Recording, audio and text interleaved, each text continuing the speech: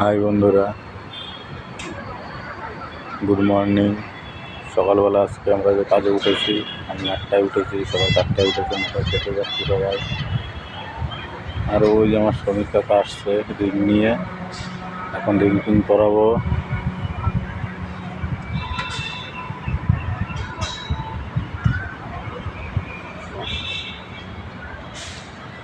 আমাদের কাজ কমপ্লিট হয়ে গেছে, আজকে কমপ্লিট ঢালাই হবে সাইডে।